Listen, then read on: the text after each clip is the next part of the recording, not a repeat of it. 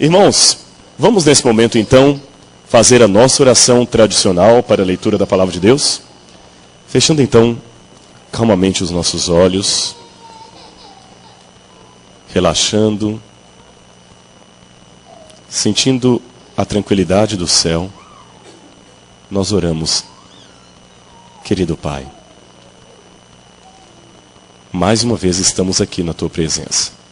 Nós já cantamos, nós já ajoelhamos, já colocamos os nossos pedidos diante de Ti. Nós já falamos contigo. Agora é a vez de Tu falares conosco através da Bíblia Sagrada. Vamos estudar um assunto muito importante das profecias de Daniel.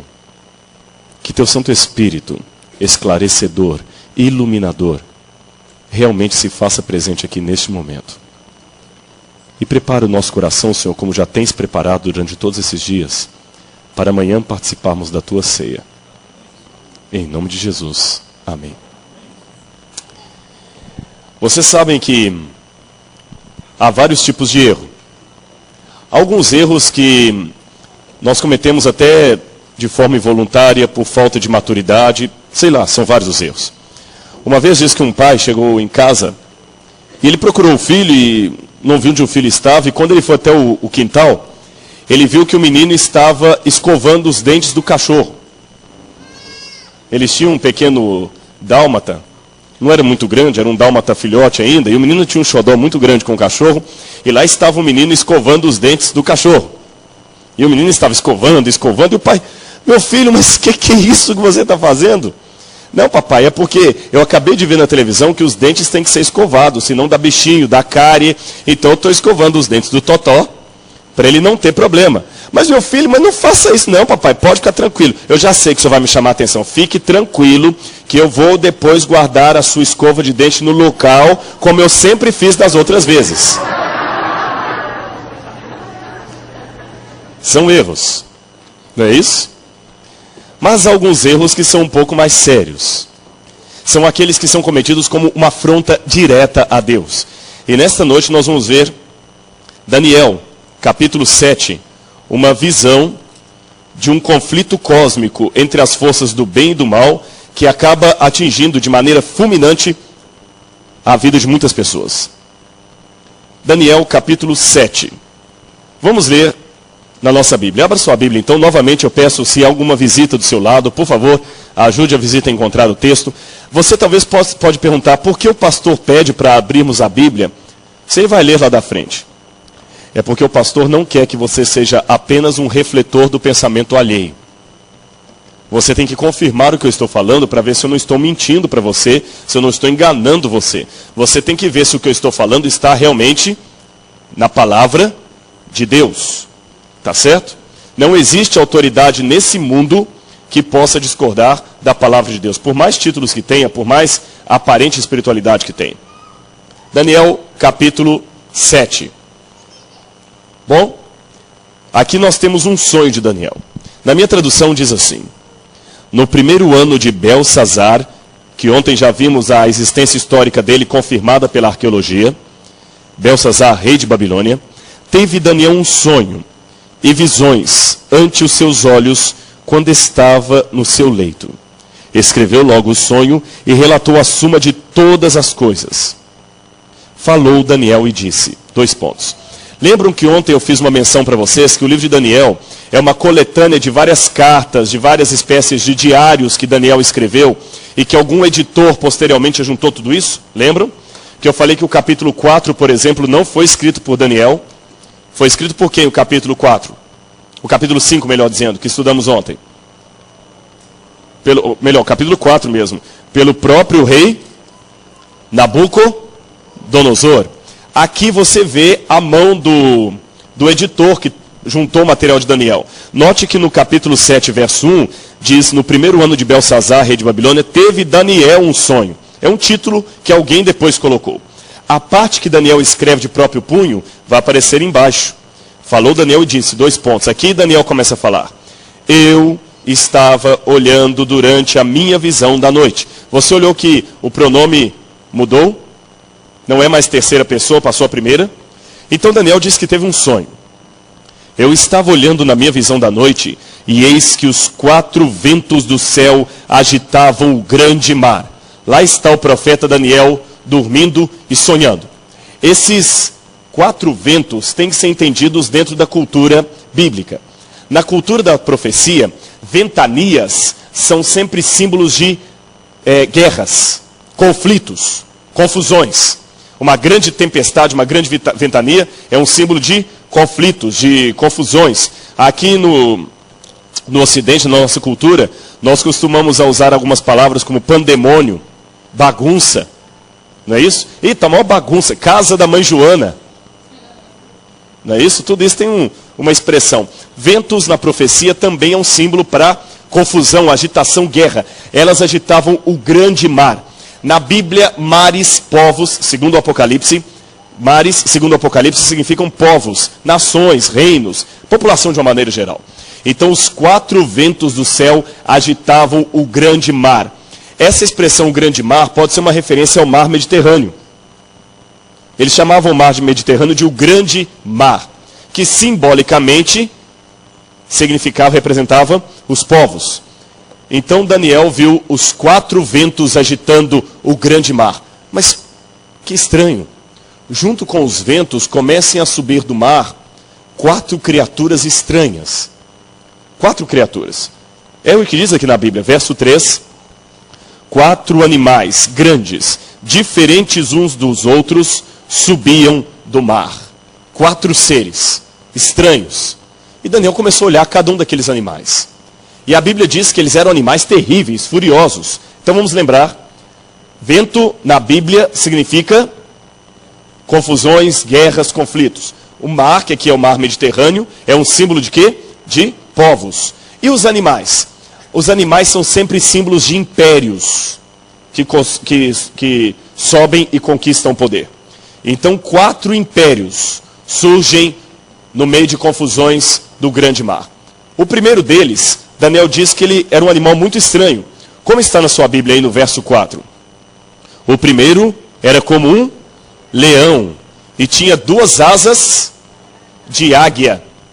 E mais do que isso, Daniel diz que ele foi olhado quando foram arrancadas as 2 asas, não é isso? E ele foi levantado da terra e foi posto em pé como um homem e foi-lhe dado a mente de homem.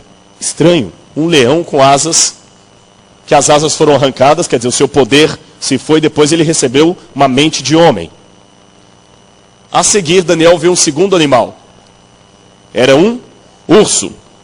Continuei olhando, e eis um segundo animal, semelhante a um urso, o qual se levantou sobre um dos seus lados, ou seja, ele tinha um dos ombros mais alto do que o outro. E ele trazia na boca, entre os dentes, 3 costelas. E alguém lhe disse, levanta-te e devora muita carne. Depois do urso, Daniel viu um terceiro animal. E aqui diz a profecia, depois disso continuei olhando e eis aqui um outro, semelhante a um leopardo, que tinha nas costas, quantas asas? 4 asas de ave. Tinha também este animal 4 cabeças. Foi-lhe dado o domínio. Então vamos recapitular os 3 animais iniciais que Daniel viu. Primeiro um leão. Quantas asas tinha o leão? 2. Essas asas foram arrancadas e o leão recebeu uma mente humana. A seguir, o urso, que tinha uma dos ombros mais alto do que o outro. E na sua boca, 3 costelas. E uma ordem, levanta-te e devora muita carne. Esse urso não era muito chegado ao vegetarianismo. E a seguir um leopardo. Quantas asas tinha o leopardo? 4. Quantas cabeças? 4. Você notou uma coisa interessante na profecia? Cada um dos animais era semelhante. Não que Daniel viu realmente um leopardo, não que ele viu realmente um leão, não que ele viu realmente um urso. Ele viu um animal semelhante. Só que quando chegou no 4º animal, que animal terrível e espantoso. Não havia nada na natureza que parecesse com ele. Era um animal feio. Como diria lá em Minas, um filhote de cruz credo com avestruz. Esse negócio de ser feio é meio estranho, né? Diz que uma vez um rapaz estava namorando uma moça no internato, e eles namoravam por e-mails. Eles não se conheciam. E um trocava um e-mail para lá, outro trocava outro e-mail para cá. Cada um morava num canto do país. E um dia a moça falou assim: puxa vida, meu bem, nós já estamos namorando há tanto tempo. Por que você não manda uma foto sua para mim? Eu quero saber como é o meu namorado. Aí ele falou: tudo bem, querida. Ele tirou uma foto digital, escaneou. Não nem escaneou, tirou a foto digital, já foi direto, né? Eu aprendi que aqui tem aquele negocinho que põe no computador lá. Mandou por e-mail. E junto da foto, ele mandou o título do e-mail assim: querida, esta foto não me faz justiça. Quando ela abriu o arquivo anexado e viu a foto, com o título, essa foto não me faz justiça, ela imediatamente respondeu ao artigo dizendo: querido, você não precisa de justiça, precisa de misericórdia. Eu acho que esse quarto ser visto por Daniel era mais ou menos assim. Uma criatura que não precisava de justiça, precisava de misericórdia. Daniel tentou encontrar na fauna algum animal que pudesse ser parecido com aquele, não encontrou. Olha como Daniel diz no verso 7. Depois disso, continuava eu olhando nas visões da noite, e eis um quarto animal terrível, espantoso, sobremodo forte, o qual tinha grandes dentes de ferro. Ele devorava e fazia em pedaços e pisava aos pés o que sobrava. Ele era diferente dos animais que me apareceram antes. E tinha quantos chifres? 1, 2, 3, 4, 5, 6, 7, 8, 9. O 10º está aqui atrás, ó. 10 chifres. E mais, estando eu a observar os chifres, eis que subiu do meio deles um outro pequeno chifre, do meio dos 10. E esse chifre que subiu do meio dos outros, obrigou que caíssem 3 chifres. Não é isso? Então havia 10 chifres na cabeça do animal, mas só que Daniel olhou que do meio dos chifres subiu um outro chifre pequeno. E quando esse chifre começou a subir, 3 dos outros chifres caíram. E Daniel continuou olhando. E olha que coisa interessante. Esse chifre que subia, ele tinha o quê? Olhos como de homem. E uma boca que falava com insolência. Esta expressão, boca que falava com insolência, significa uma boca que blasfema contra o céu, que fala contra as coisas de Deus, que desrespeita a Deus.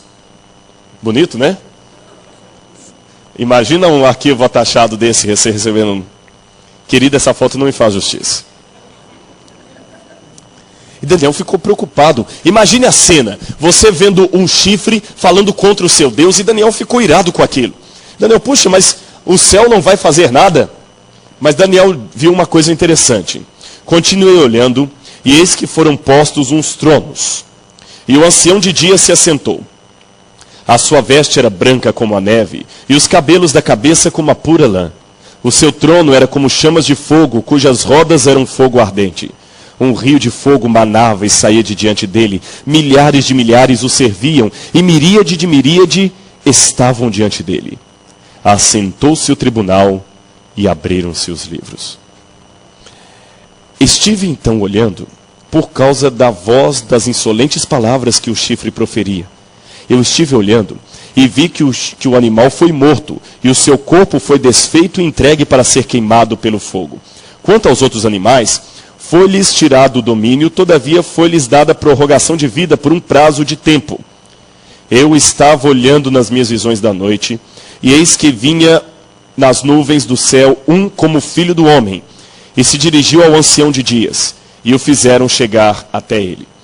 Você viu o tribunal de Deus assentando-se para tirar o domínio daquele chifre. E quando o tribunal de Deus se assenta, que Deus é figurado como um ancião de dias, diz que um semelhante ao filho do homem é colocado na presença de Deus Pai. Quem é esse semelhante ao filho do homem? Jesus. Mas não confunda. Embora o texto fala, eis que um semelhante ao filho do homem vinha nas nuvens, ainda não é a volta de Cristo. Não é a volta de Cristo. É quando Cristo, no santuário celestial, começa o processo de julgamento do chifre aqui na terra. Na verdade, o julgamento de Deus tem 3 fases. É fácil de decorar. Eu gosto de coisas quando tem número assim, 3, acho que é mais fácil de lembrar. Até 5 dá para ir, não é? 5 maneiras de alcançar sucesso. Fácil. Ruim é quando você assiste um sermão como 280 maneiras de ser um melhor cristão e depois de 2 horas e meia o pregador ainda está na maneira número 3. Vamos falar só de 3 fases do julgamento de Deus. O julgamento de Deus tem, em primeiro lugar, uma fase investigativa. Quando Deus investiga a situação de cada um para determinar se ele vai ou não ser salvo. Um parênteses. Deus sabe todas as coisas. Deus não precisaria investigar nada. Esse juízo investigativo não é por causa de Deus. É por causa das criaturas de Deus. Os anjos, os seres de outros mundos que não caíram em pecado, não têm o conhecimento geral de tudo. Deus podia, sem dar satisfação a ninguém, falar, esse aqui vai estar salvo, esse não. Mas os anjos iam querer saber, Senhor, por que uns foram salvos, outros não? Aliás, a grande acusação de Satanás perante Deus é que Deus é injusto. Então Deus, numa humildade sem igual, ele mostra os livros para os anjos e para os seres de outros mundos que não caíram em pecado, mesmo que ele não precisasse fazer tal coisa. É como se Deus fosse um contador que não precisasse dar satisfação a ninguém, mas mesmo assim ele resolve abrir os livros da contabilidade e mostrar por que o balanço deu aquele número que ele apresentou. Entenderam? Nós vamos ter a oportunidade de ter um juiz investigativo só para nós, sabiam? Depois da volta de Cristo, aqueles dentre nós que formos salvos, que eu espero que nós aqui todos sejamos, amém? Aqueles que formos salvos, não vamos direto para a Nova Jerusalém. Nós vamos passar um milênio no céu, estudando os livros, para ver por que muitos que nós esperávamos encontrar ali não vão estar ali. Nós também vamos poder examinar. Deus faz isso por amor de nós. E marque isso aqui, você vai ter 3 surpresas ao entrar no céu. Primeira delas, isso está no livro Parábola de Jesus, de Ellen White, e também, antes disso, num poema de John Milton. Primeira surpresa. Muita gente que você esperava encontrar no céu, você não vai encontrar lá. Segunda surpresa. Muita gente que você achava que não iria encontrar, você vai encontrar. E a terceira, que bom, eu estou. Não é isso? Então, qual é a primeira fase do juízo de Deus? Investigativo. Depois tem a segunda fase, ou o segundo modo, juízo judicativo. Depois que a investigação é feita, os casos são decididos. Esse aqui, infelizmente, perdeu-se. Esse aqui, felizmente, foi salvo. Segunda fase, judicativo, quando a sentença é dada. Depois, em terceiro lugar, vem o juízo executivo, quando a sentença dada é executada. Compreenderam? Quando a sentença dada é executada. Então, por exemplo, Satanás, ele já recebeu o juízo investigativo e o juízo judicativo de Deus. Deus já decretou que Satanás está perdido. Mas Satanás ainda não recebeu o juízo executivo de Deus. Ele ainda não foi destruído. Compreenderam então que essa posição do Filho do Homem como não é ainda a volta dele, mas esse processo. Tudo bem. Só que Daniel ficou querendo saber o que significavam aquelas coisas que ele via. Então, no verso 16, Daniel diz o seguinte: cheguei-me a um dos que estavam perto e pedi a verdade a respeito de tudo aquilo que eu estava vendo. Assim ele me disse e me fez saber a interpretação das coisas. Esses 4 animais, disse o anjo, que são 4 reis que se levantarão da terra. Ontem eu já havia mencionado para vocês que rei e reino se confundem na cultura oriental. Quando você fala o rei, está referindo-se ao reino. Quando fala o reino, está se referindo ao rei. E não precisa ir longe. Eu já falei que mesmo hoje países que conservam a monarquia, se você falar mal da rainha da Inglaterra, você está falando mal da Inglaterra. Qualquer escândalo com a família real é um escândalo inglês. Compreenderam a questão? Então, 4 reinos que se levantarão da terra. 4 reinos. Quais seriam então esses 4 reinos? Vocês se lembram que nós estudamos no domingo, a estátua de Daniel? A cabeça era de que mesmo? O peito e os braços, prata. O quadril, bronze. As pernas e os pés, ferro misturado com barro.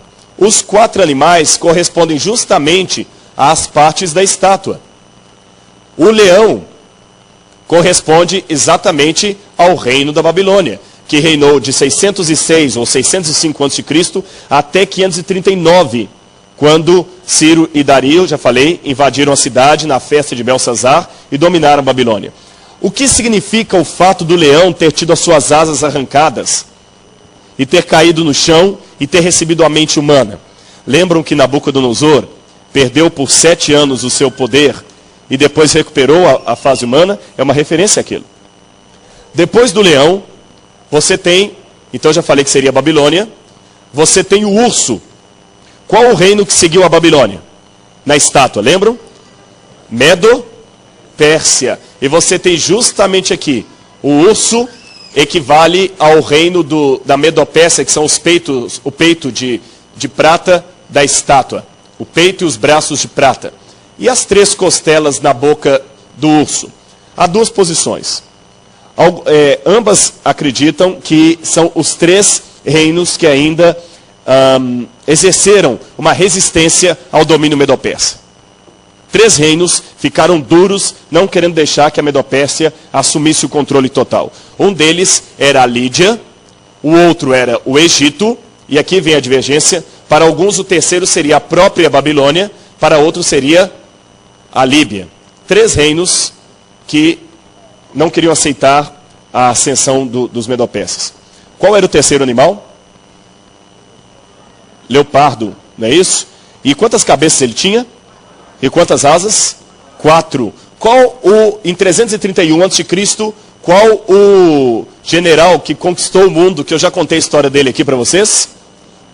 Alexandre o Grande, que achava que era filho de Zeus e irmão de quem? De Hércules. Ele achava que era um semideus. Curioso, se o leão tinha 2 asas, e a asa significa rapidez, e o leopardo tinha 4, significa então que ele era 2 vezes mais rápido. E Alexandre realmente conseguiu conquistar uma grande área de terra. O que significariam as 4 cabeças do animal? Vocês se lembram que eu falei com vocês que Alexandre morreu na noite do aniversário dele? Ou melhor, uma semana depois do aniversário dele, mas em consequência da festa de aniversário, ele resolveu tomar uma taça de vinho para cada ano da vida dele, ou, segundo uma versão, para cada país que ele havia conquistado.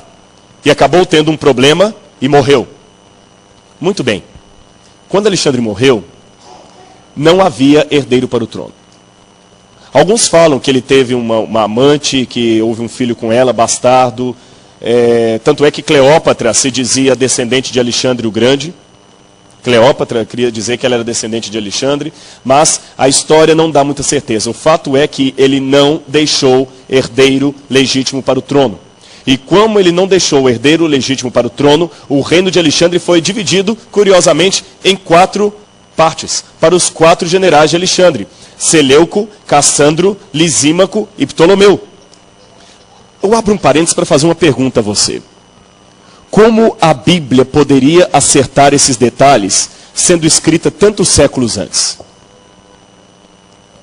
Logicamente e racionalmente falando, eu só posso trabalhar com uma hipótese. Não era coincidência. Havia um Deus por detrás daquela profecia.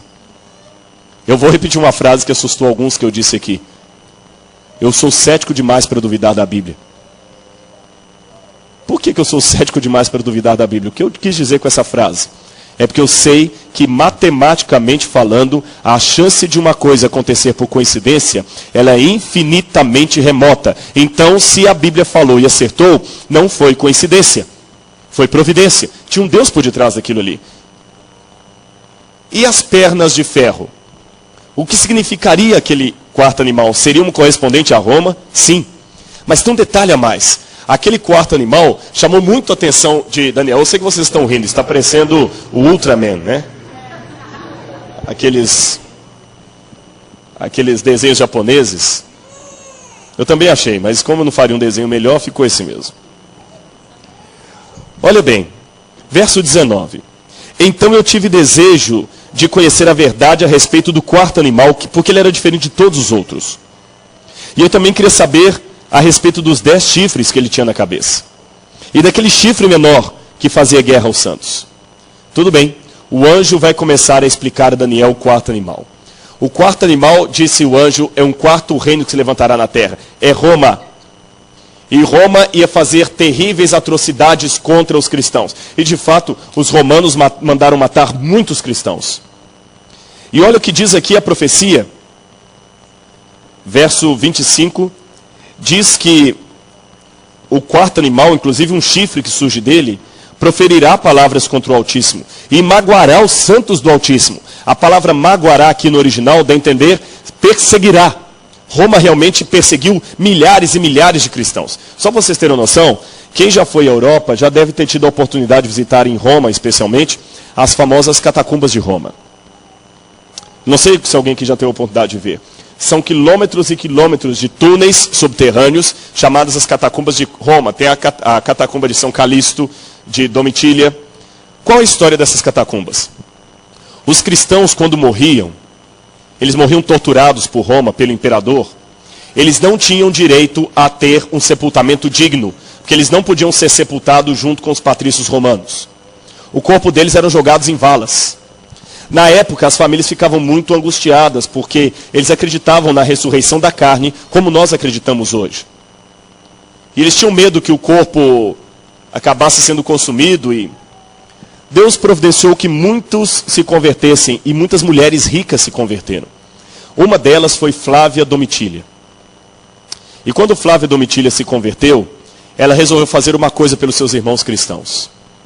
Ela juntou toda a fortuna dela e mandou construir na propriedade dela um túnel imenso, que dava por várias partes da cidade. Ela mandou construir quilômetros e quilômetros de túnel. Depois esses túneis foram aumentados com o passar do tempo.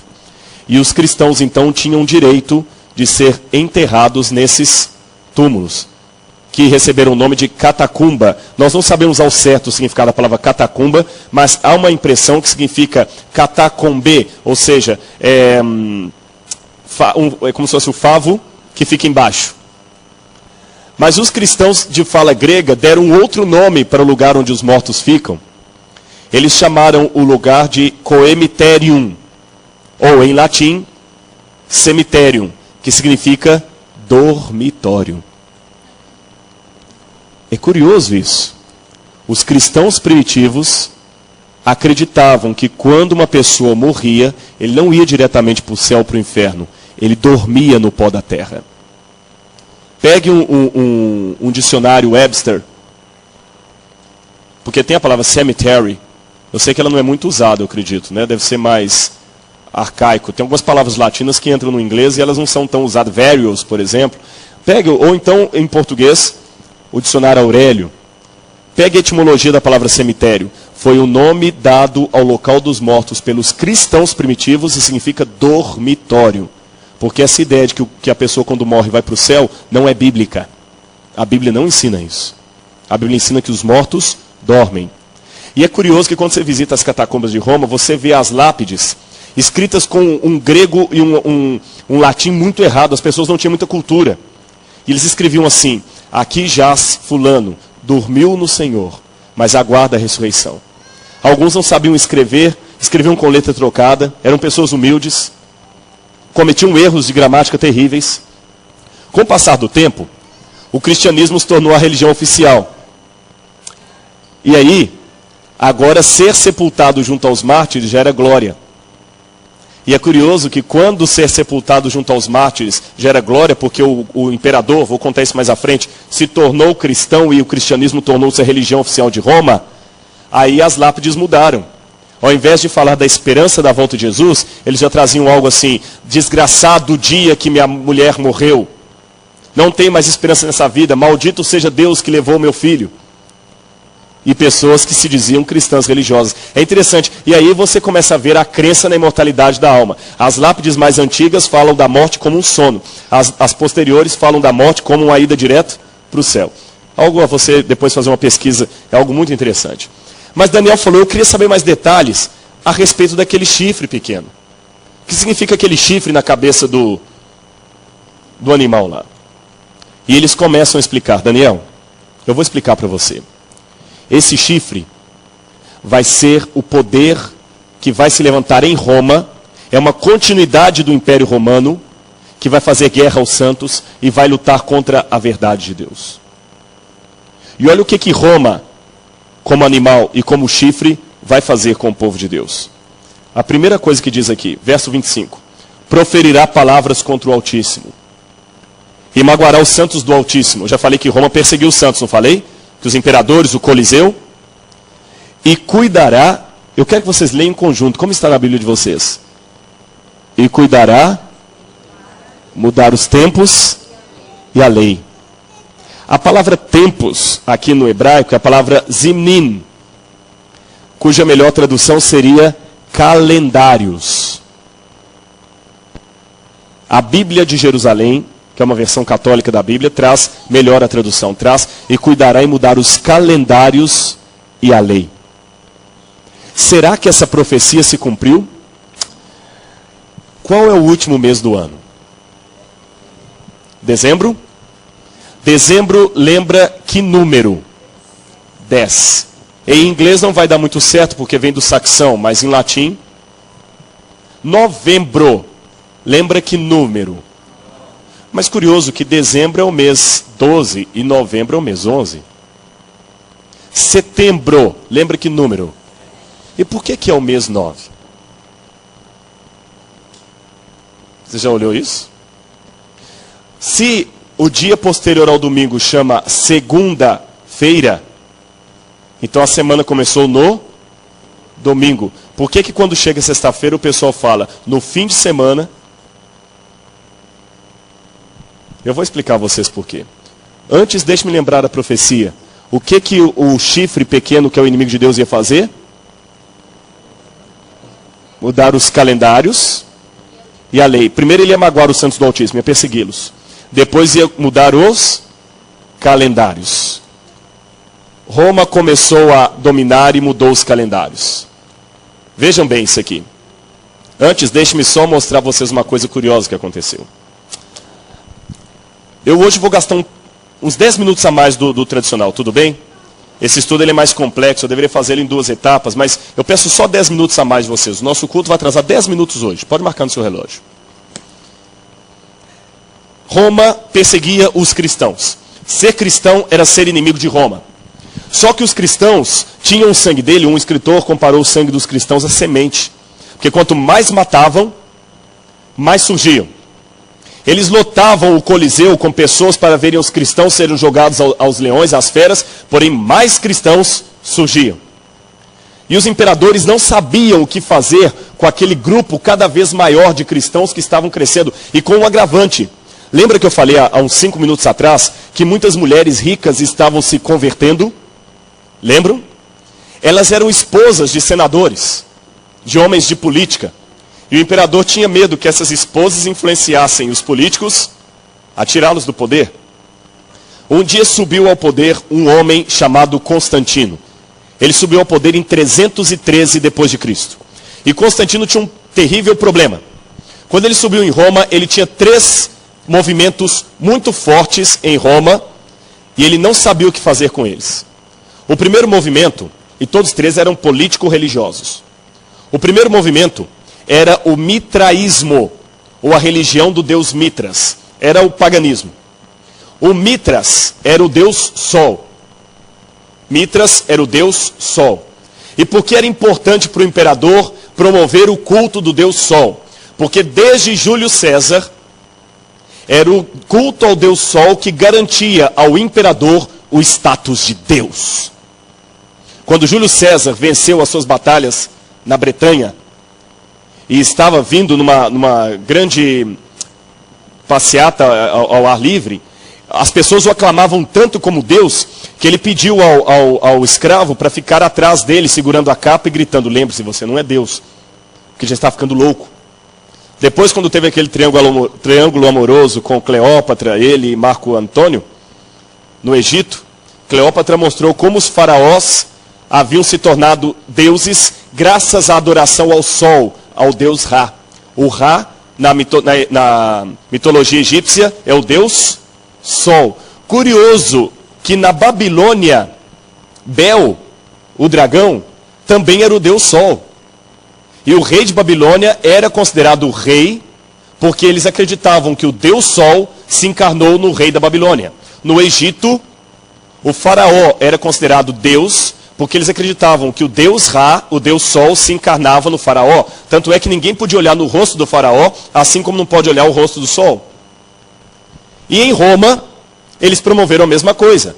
As pessoas acreditavam no deus Sol, que agora chamava Mitras, e por isso adoravam o imperador, porque o Sol encarnava-se no imperador. Então ele tinha que promover essa religião, era a religião do Estado. O exército cultuava o deus Mitras. Segunda religião, judaísmo. Esses não eram fortes em número, mas eles faziam muita rebeldia, muita revolução. E a Palestina já era um local de conflito naquela época. Constantino não sabia o que fazer com aquela terra. E ele não tinha mais tanto exército para segurar as fronteiras do país. E a terceira religião, cristianismo, que estava crescendo. Vamos repetir para memorizar. Qual a primeira religião que Constantino enfrentou? Mitraísmo. Ele tinha que dominá-los, ele tinha que conquistá-los. Mas também ele tinha, por outro lado, o judaísmo e o cristianismo. Os três segmentos eram antagônicos. Se Constantino apoiasse um movimento, o que podia acontecer? Os outros dois iriam contra ele. Então ele teve uma ideia geniosa, eu diria quase diabólica. Ele chamou os representantes políticos do mitraísmo e falou: eu vou converter os cristãos para nós. Dê-me uma chance. Ele não queria ser assassinado como Júlio César. Duvidamos disso. Dê-me uma chance. Dê-me um prazo e eu vou converter os cristãos para nós. Impossível! Nós jogamos os cristãos às feras, aos leões, e eles não se dobram diante do imperador. Como você conseguirá isso? Vocês confiam em mim? Vamos lhe dar uma chance. Deram. E durante aquele período, Constantino fez o seu teatro. Ele estava numa batalha contra o seu irmão Maxêncio, e quando ele retornou da batalha que ele havia vencido, ele disse o seguinte: eu vi uma visão no sol. Então já traiu o mitraísmo. Eu vi no sol uma cruz. E embaixo dessa cruz uma frase em latim: in hoc signus vinces. In hoc signus vinces. Sob este símbolo vencerás. Então eu mandei pintar o símbolo do Deus Sol, que apareceu para mim. E eu descobri que o Deus Sol era nada mais, nada menos que o Deus da cruz. O Deus Cristo. E ele pintou as duas primeiras letras do nome Christos, em grego, no escudo dos soldados. Eu não tenho o desenho aqui, mas é como se fosse um P e um X embaixo. Você já deve ter visto esse símbolo por aí. Um P com um X.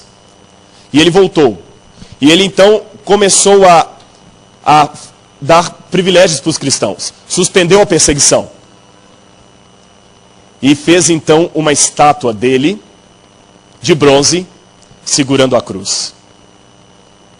E todos os cristãos agora começaram a ficar felizes, porque o imperador não os perseguia mais. Ele havia se convertido. Só que curioso, a Bíblia proíbe fazer imagens de escultura, e o imperador fez uma imagem de escultura, segurando a cruz, mas fez. E todos que passavam diante daquela imagem tinham que fazer o sinal que posteriormente foi conhecido como o sinal da cruz. E foi assim que nasceu o sinal da cruz. Um símbolo de reverência à imagem que Constantino mandou erguer.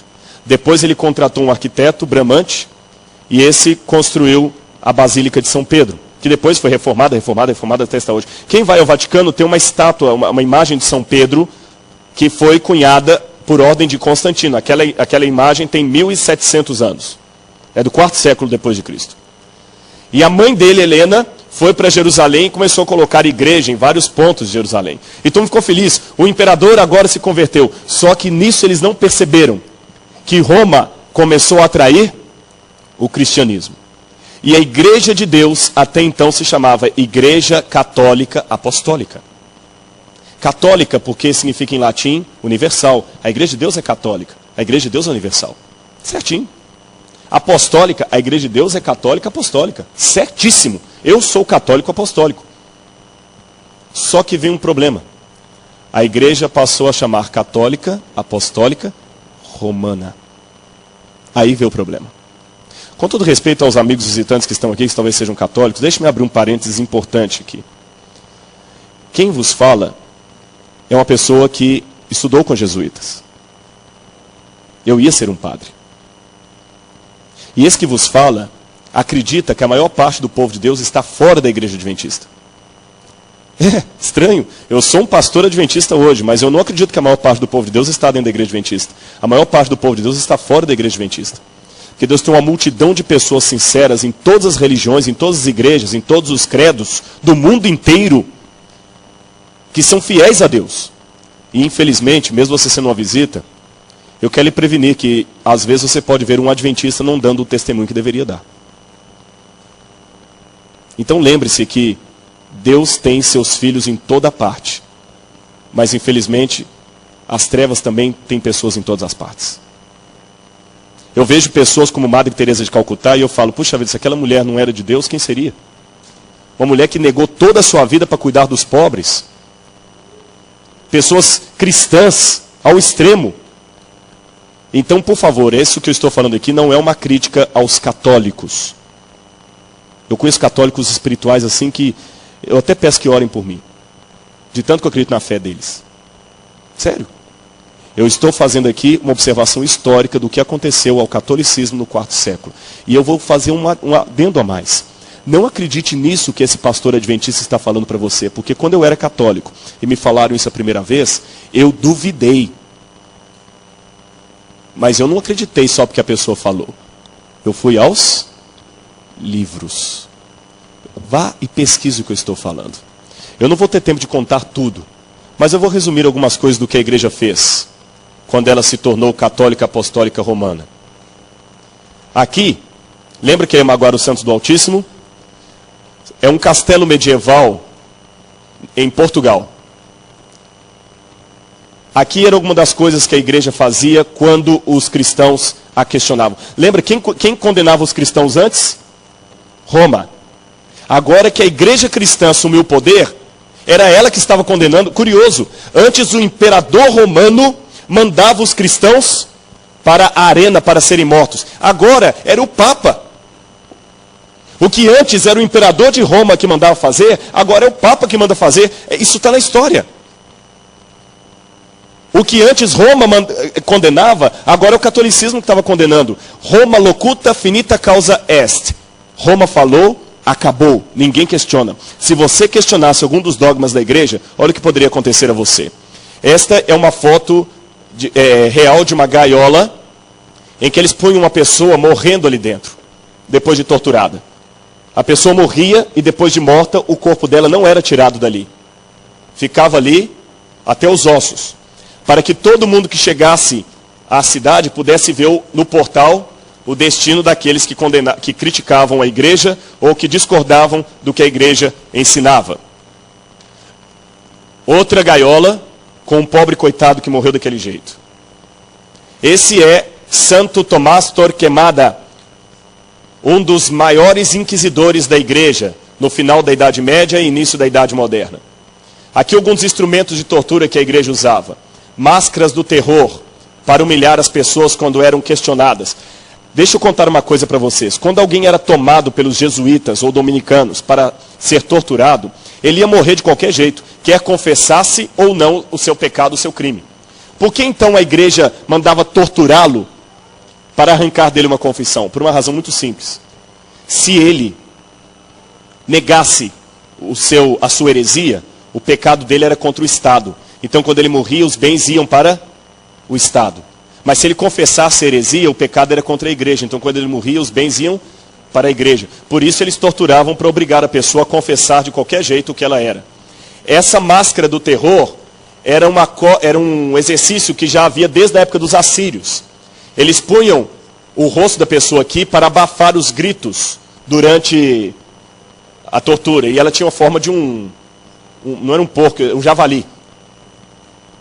Aqui uma cena dramática de vários sacerdotes mandando arrancar a pele de uma pessoa com ela ainda viva.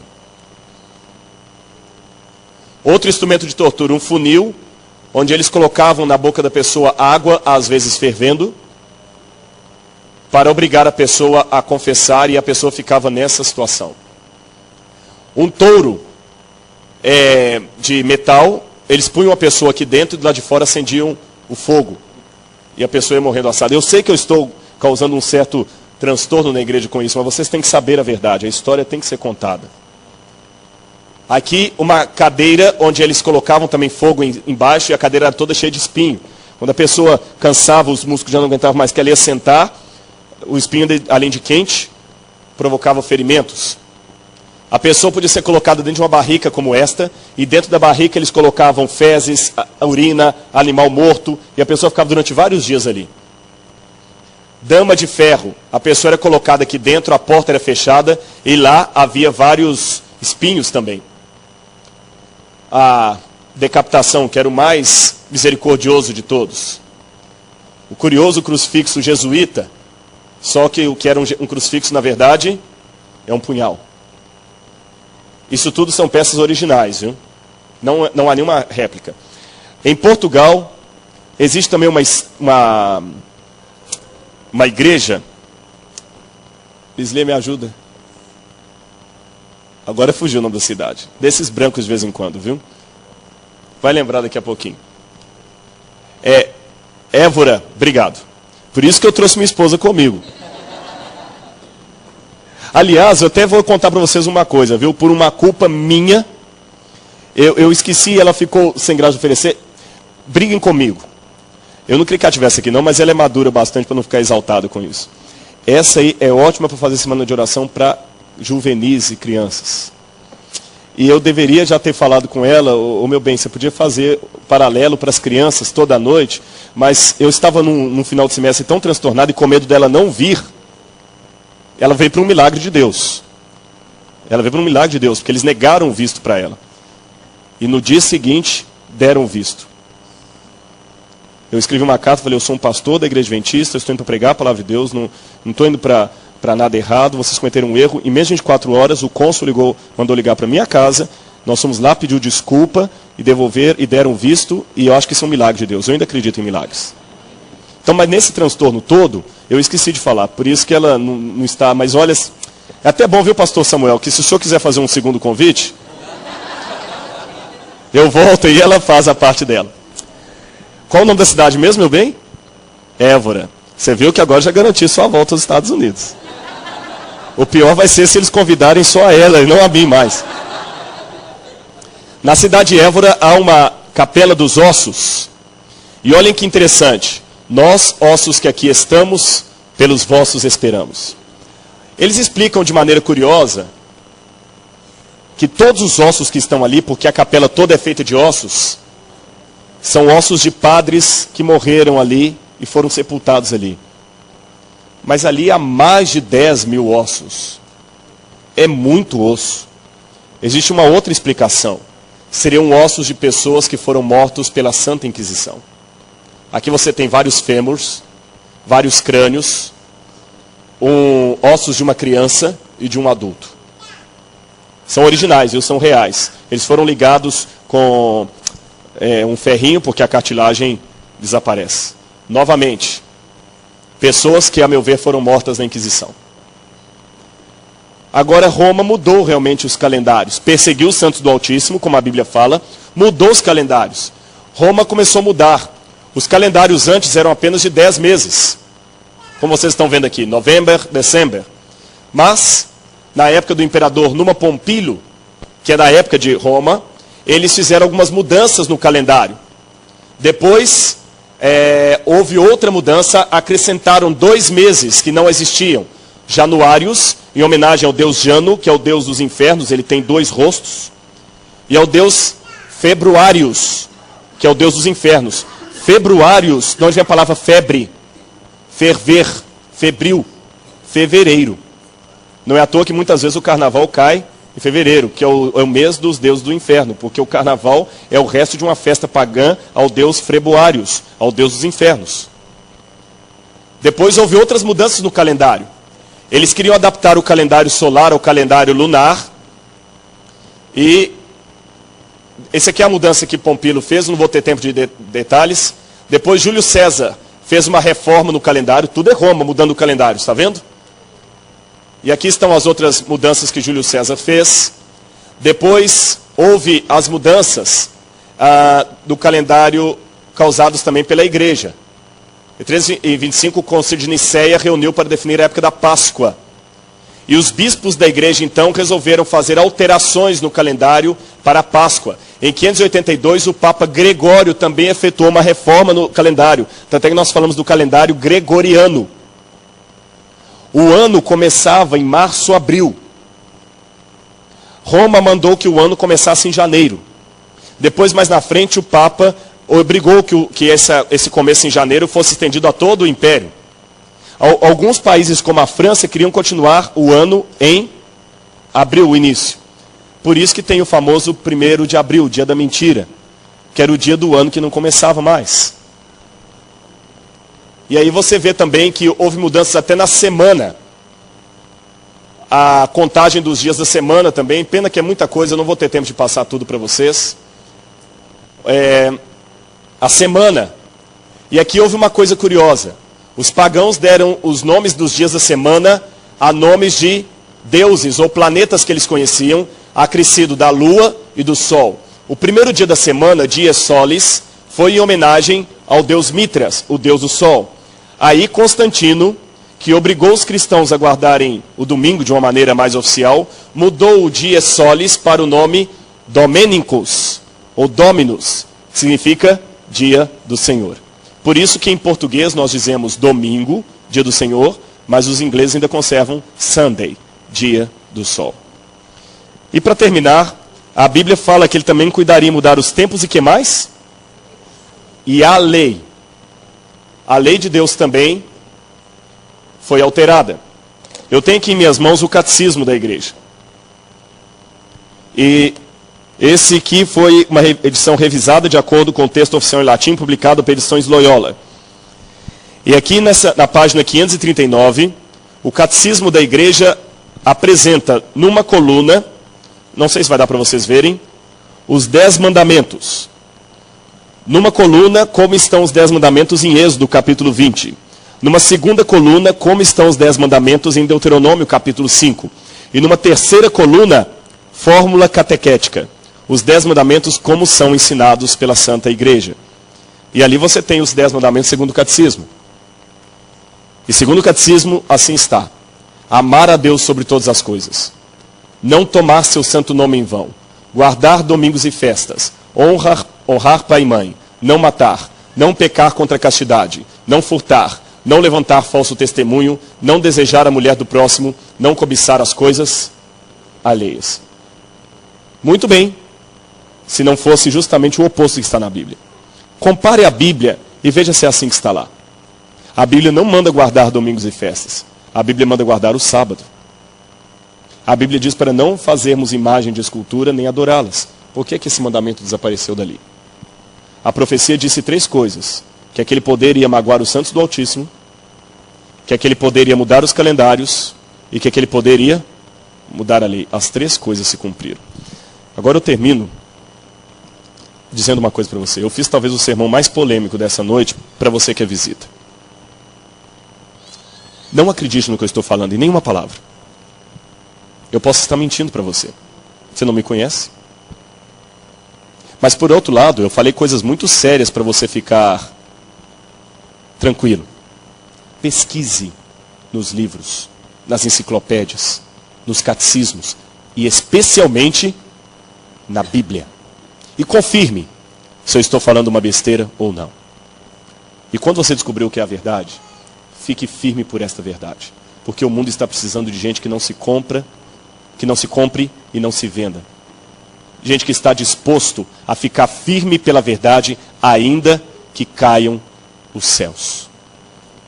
Quando Lutero descobriu algumas verdades das que eu expressei aqui, e perdeu a posição dele, e estava com o risco de sofrer a Inquisição, eles perguntaram, você duvida, você nega tudo isso? Ele falou, não posso negar tudo isso.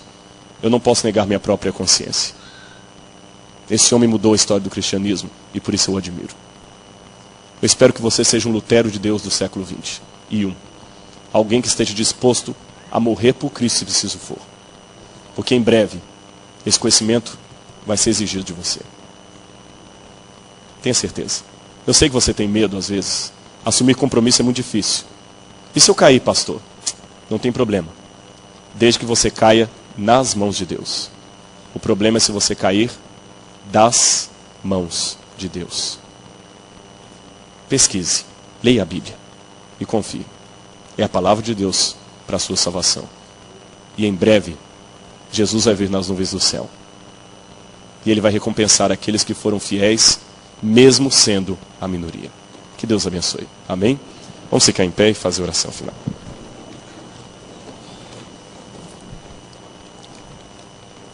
Obrigado, Senhor, pelas mensagens que Tu nos dás na Bíblia. Sabe, Senhor, às vezes a Tua palavra mexe muito forte conosco. Ela fala coisas, Senhor, que incomodam. Eu chegaria a dizer, Senhor, que a Bíblia é um livro polêmico. Enquanto tantas pessoas estão buscando um livro politicamente correto, a Bíblia não é politicamente correta. Ela fala a verdade. Mesmo que essa verdade cause perseguição, cause escárnio, cause sofrimento. Queremos ter, Senhor, a mesma firmeza da Tua palavra escrita. Queremos viver a verdade, com amor, com carinho, mas com firmeza. Não permita, Senhor, que negligenciemos esses ensinamentos. Dá-nos a Tua paz. Abençoa, Senhor, a todos os nossos irmãos espalhados em todo o mundo. E, Senhor, abençoa a Tua igreja, que é maior do que a igreja adventista. Abençoa, Senhor, aqueles sinceros que estão em todas as religiões, católicos, presbiterianos, metodistas, anglicanos, até quem não está em religião nenhuma, Senhor. Abençoa-os, porque nós sabemos que eles estão adorando ao Senhor na sua sinceridade. E que o dia, Senhor, que eles encontrarem com essas verdades na Bíblia, que eles estejam dispostos a seguir isto, como já têm seguido a luz que eles possuem. Perdoa os nossos pecados, Senhor, e ajuda-nos a cumprir a Tua lei, por amor de Jesus. Amém. Amém, Senhor.